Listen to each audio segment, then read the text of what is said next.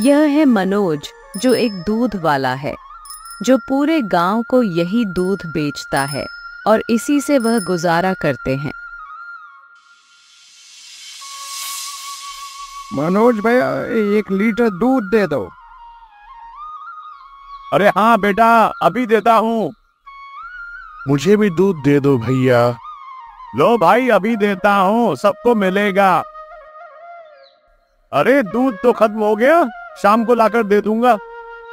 वह हाथ हिलाकर गांव वालों को अलविदा कहता है और साइकिल चलाते हुए घर की ओर लौटता है। मनोज खुशी खुशी घर आता है।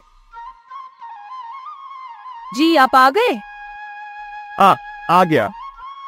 ठीक है, मैं खाना लगाती हूँ, आप आ जाइएगा। ठीक है। ओ सुनो, आज फिर दूध जल्दी खत्म हो गया, ग्राहक बढ़ रहे हैं। मैं सोच रहा हूँ कि एक और गाय खरीद लेते हैं, इससे हमें ज्यादा दूध मिलेगा और मुनाफा भी बढ़ेगा। तुम क्या कहती हो? ठीक है, आप जो सही समझे वही कीजिए। ठीक है, मैं थोड़ा आराम कर लेता हूँ, तुम तब तक दूध निकाल कर रख देना। मैं शाम को ले जाऊंगा, रामू चाचा को भी दूध देना बाकी है। ठीक है।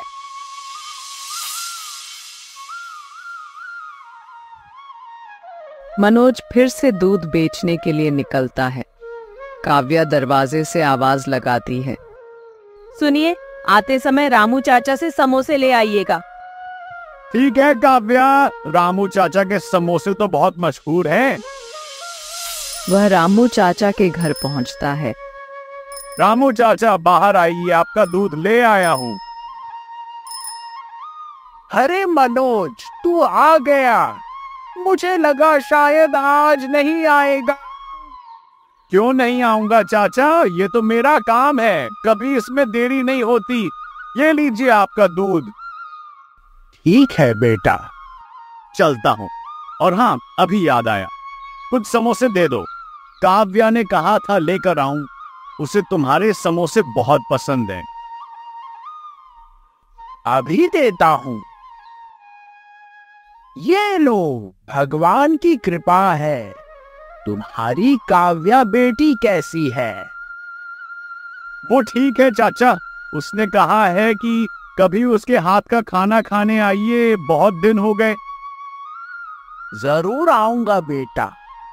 ठीक है, अब तुम दूध बांट लो, मौसम भी खराब हो रहा है।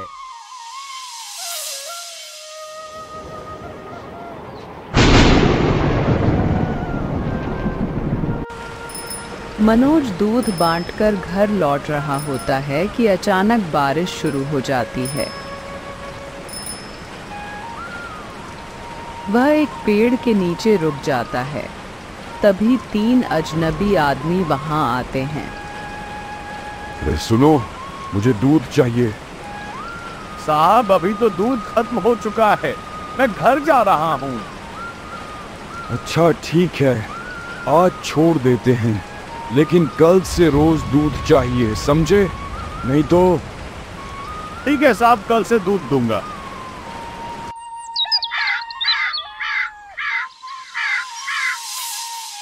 मनोज अपने रोजमर्रा के कामों को निपटाकर फिर से दूध बेचने निकलता है। अरे सुन, दूध दे, 1 लीटर चाहिए। ठीक है भाई, गुस्सा मत करो, ये लो। भाई, 1 लीटर का 60 रुपए होता है। तुम्हें पता है तुम किससे पैसे मांग रहे हो? यहाँ से सीधा चलते बनो, वरना। भाई, पैसे तो देने होंगे। तुझे सिखाता हूँ, सारा दूध गिरा दे। वह आदमी मनोज का सारा दूध जमीन पर गिरा देता है। मनोज बेबस खड़ा देखता रहता है। हे भगवान, मेरा सारा दूध बर्बाद कर दिया, आज की कमाई कैसे होगी? तीनों आदमी हंसते हुए चले जाते हैं। मनोज उदास मन से घर लौटता है। मनोज उदास मन से घर आता है। काव्या उसे देखती है और चिंता में पड़ जाती है। क्या हुआ जी, आप इतने उदास क्यों लग रहे हो? सारा दूध बेचकर आ गए हो क्या? काव्या, आज कुछ बताने लायक नहीं है। सारा दूध उन्होंने गिरा दिया। मनोज धीरे धीरे काव्या को सारी बात बताता है। काव्या सुनकर स्तब्ध हो जाती है। ऐसा कैसे हो सकता है? ये तो सरासर गलत हुआ हमारे साथ। आपको पुलिस में शिकायत करनी चाहिए, वरना वो लोग फिर आपको तंग करेंगे। हाँ काव्या, मैं भी यही सोच रहा हूँ। साहब, मुझे शिकायत दर्ज करानी है। कल रात कुछ लोगों ने मेरा सारा दूध गिरा दिया और धमकाया भी। मुझे डर लग रहा है वो लोग फिर से आ सकते हैं। नाम बताओ और ये मामला किस जगह का है? मेरा नाम मनोज है और ये हमारे गांव का मामला है। गुंडों ने मुझसे जबरदस्ती दूध लिया और पैसे भी नहीं दिए, फिर धमकी देकर चले गए। ठीक है, हम शिकायत दर्ज कर लेते हैं। तुम जाओ, अभी हम कार्रवाई करेंगे। मनोज थोड़ा तसल्ली लेकर वापस घर चला जाता है, मगर उसके चेहरे पर चिंता अभी भी है। रात का समय, पुलिस थाने के अंदर वही गुंडे अपने आदमियों के साथ आए हुए हैं। पुलिस इंस्पेक्टर और गुंडों के बीच बातचीत चल रही है। साहब, उस गरीब मनोज ने हमारे खिलाफ शिकायत कर दी है, पर हम ये सब बर्दाश्त नहीं करेंगे। क्या समझते हो तुम, कितना दिया जा सकता है? 25,000 तो दे देते हैं। ये पैसा नहीं चलेगा, तुम्हें 50,000 देने होंगे, तब बात बनेगी। गुंडे का चेहरा थोड़ा झिझक भरा होता है, पर पैसे देने के लिए तैयार हो जाता है। 50,000 तो दे देते हैं। अब तो उस मनोज को कोई समस्या नहीं होगी। ठीक है सर, और परेशान नहीं करेंगे। इंस्पेक्टर ने पैसे ले लिए और पुलिस स्टेशन के अंदर सब लोग चुपचाप अपने काम में लग जाते हैं। रात हो चुकी है। मनोज अपने घर पर है। दरवाजा खुलता है और काव्या अंदर आती है। जी, कुछ पता चला पुलिस से? हाँ, पुलिस ने शिकायत तो दर्ज कर ली है, पर पता नहीं क्या होगा। मेरा मन नहीं लग रहा, लगता है उन लोगों ने कुछ कर दिया है। चिंता मत कीजिए, सब ठीक हो जाएगा। अगर पुलिस ने कार्रवाई नहीं की तो हम कलेक्टर साहब के पास जाएंगे। मनोज थोड़ा सोचता है, मगर उसके चेहरे पर अभी भी परेशानी के निशान हैं।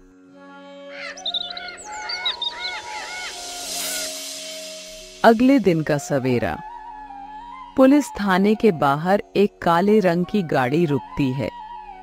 गाड़ी से 2 गुंडे उतरते हैं। उनके पीछे उनका बॉस भी आता है। वह गाड़ी से उतरकर अपने आदमियों से बात करता है। सुनो, मुझे हर हाल में उस दूध वाले मनोज का पता चाहिए। उसने बहुत सिर उठाया है। 1 घंटे का वक्त देता हूं और उस 1 घंटे के अंदर मुझे उसका ठिकाना मिलना चाहिए। ठीक है मालिक, आप बिल्कुल चिंता मत करो, हम उसे ढूंढ लेंगे।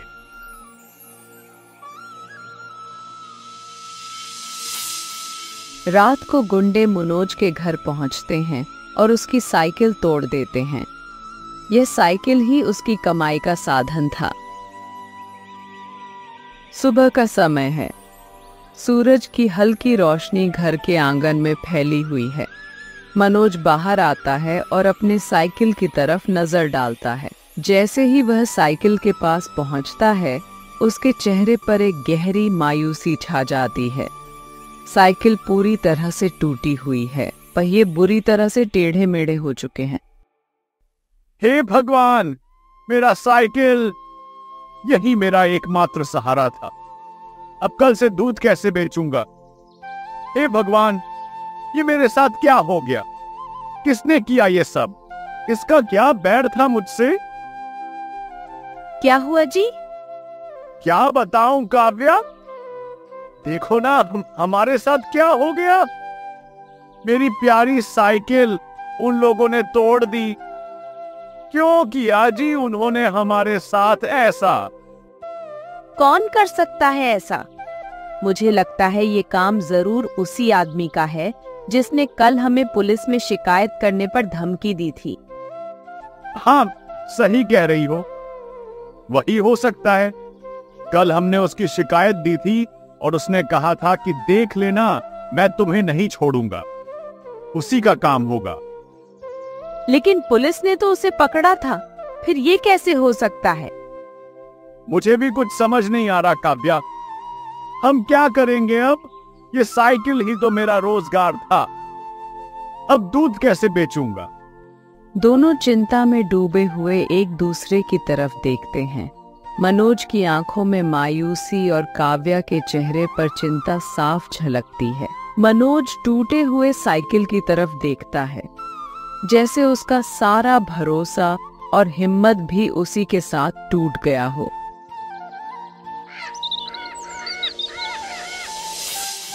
अगले दिन वो गुंडा मनोज के किराए के मकान मालिक के पास जाता है।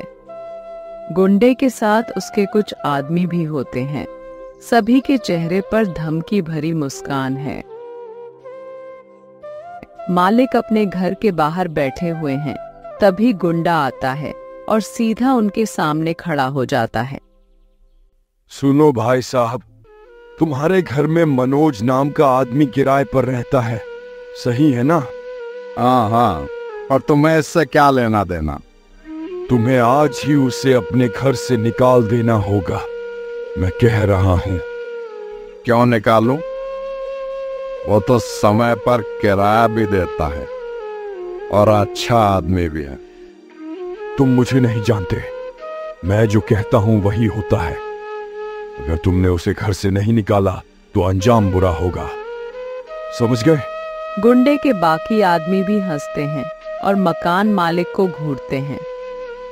मकान मालिक थोड़ा घबराता है लेकिन हिम्मत जुटाकर बोलता है, मैं क्यों निकालूं उससे? उसने कुछ गलत नहीं किया है। तुम्हारा बीवी बच्चा है ना, उनका ख्याल है ना तुम्हें।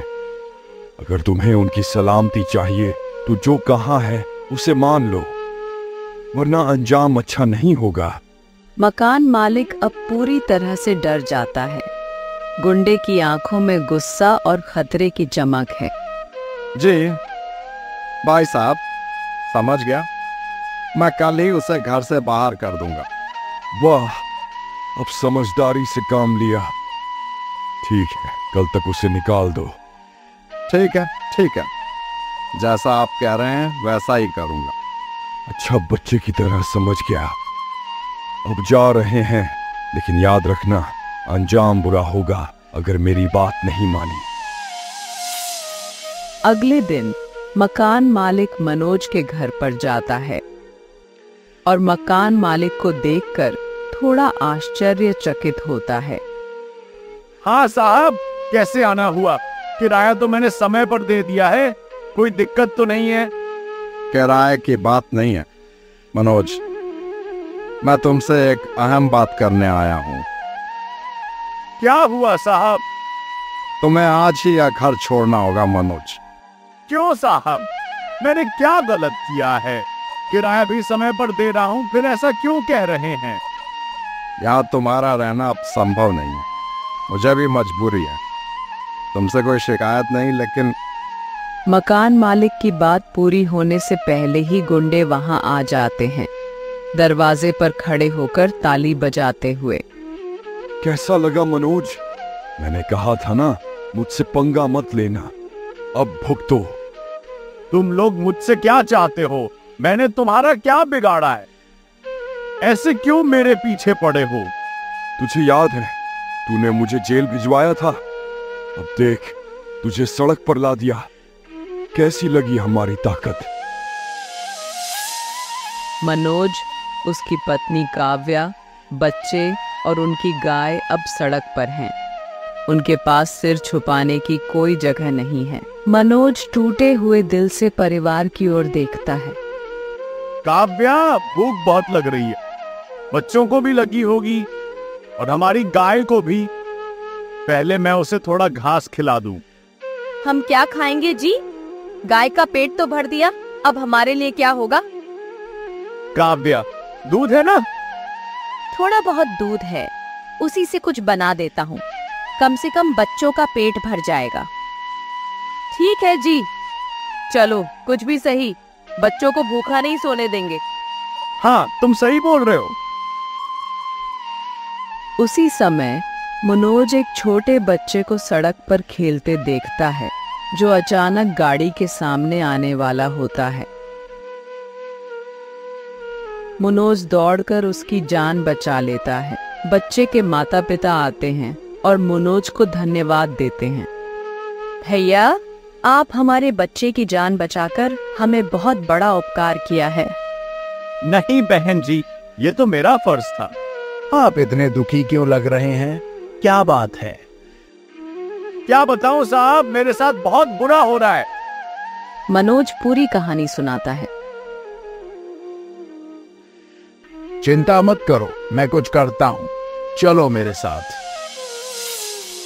गंभीर मुद्रा में थाने की ओर बढ़ते हैं। जैसे ही वे थाने के अंदर प्रवेश करते हैं, सब पुलिसकर्मी तुरंत खड़े हो जाते हैं और उन्हें सैल्यूट करते हैं। Sir sir! थाने के एक कांस्टेबल ने हड़बड़ाहट में इंस्पेक्टर की ओर देखा और कहा, सर, इंस्पेक्टर साहब घर गया है। ड्यूटी के समय घर? तुरंत फोन करो उसे। कांस्टेबल तुरंत इंस्पेक्टर को फोन लगाता है। सर सर, जल्दी आइए, कलेक्टर साहब थाने आए हैं, आपको बुला रहे हैं। फोन के दूसरी ओर इंस्पेक्टर हड़बड़ाते हुए उठता है। क्या हुआ? क्यों फोन किया?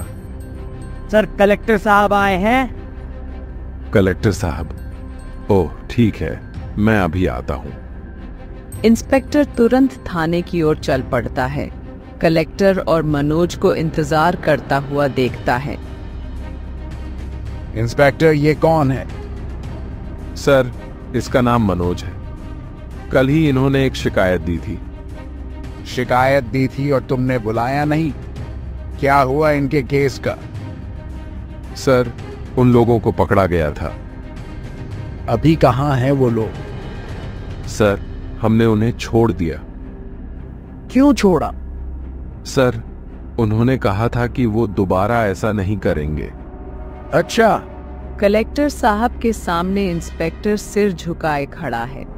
वहीं पुलिस स्टेशन के बाकी लोग मन ही मन सोच रहे हैं कि इस गरीब आदमी को कलेक्टर साहब कैसे मिल गए। कलेक्टर साहब इंस्पेक्टर की तरफ गहरी नजरों से देखते हैं। क्या हुआ? किस सोच में डूब गए? कलेक्टर की बात सुनकर इंस्पेक्टर और कांस्टेबल दोनों चौंकते हैं। कलेक्टर तुरंत आदेश देते हैं, कांस्टेबल, जल्दी से उन गुंडों को पकड़ कर लाओ। जी सर। थोड़ी देर बाद पुलिस गुंडों को पकड़कर थाने में लेकर आती है। गुंडे सिर झुकाए खड़े होते हैं। कलेक्टर की नजरें उन पर टिकती हैं। सच सच बताओ, बाहर जाने के लिए पुलिस को कितना पैसा दिया? 50,000 रुपये सर। ठीक है, मनोज का जो भी नुकसान किया है सब ठीक करोगे और उसकी भरपाई भी करोगे। गुंडे सिर हिलाकर सहमति जताते हैं। कलेक्टर फिर इंस्पेक्टर की ओर मुड़ते हैं। इंस्पेक्टर, इन लोगों को जेल में डाल दो। जी सर। इंस्पेक्टर आदेश का पालन करता है। गुंडों को जेल में डाल दिया जाता है। मनोज को न्याय मिलता है और गुंडे उसकी सारी क्षति की भरपाई करते हैं।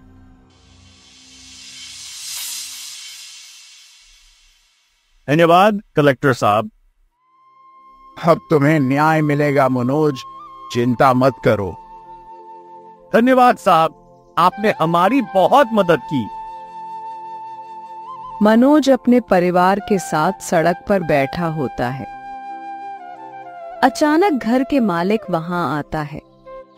मालिक झुके सिर के साथ मनोज के पास आता है और उससे बात करता है। मनोज, मुझे माफ कर दो, मेरा इसमें कोई हाथ नहीं था। साहब, आप क्या बात है?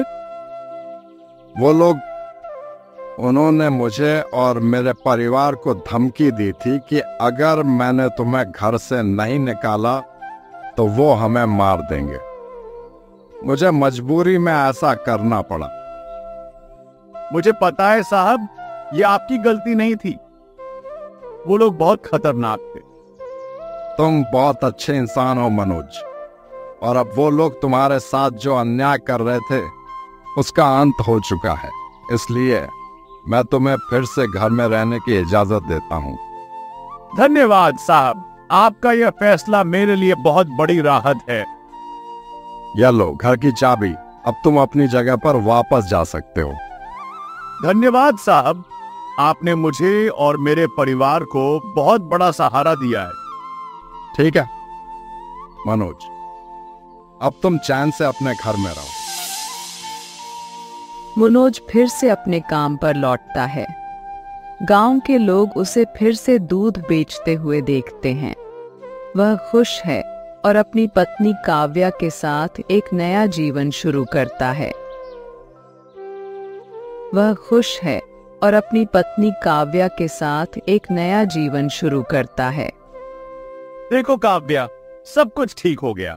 भगवान का लाख लाख शुक्र है। हाँ, अब सब अच्छा होगा।